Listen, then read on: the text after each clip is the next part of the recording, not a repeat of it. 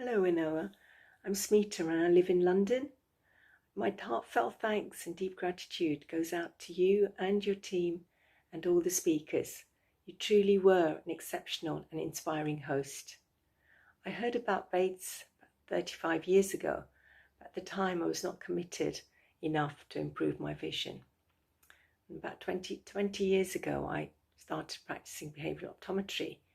And I realised that I was wearing my distance glasses for everything, and really distance glasses meant for distance vision, not for everything. And so I reduced my prescription. I hadn't been aware, but my whole field of vision had collapsed by wearing my minus lenses.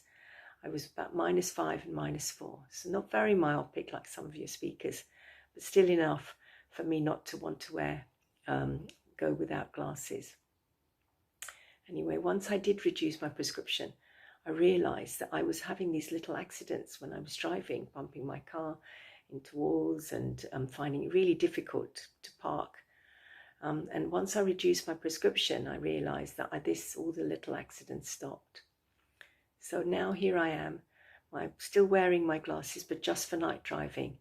But after hearing your summit, I would really like to finally get rid of my glasses and complete my journey, which started such a long time ago.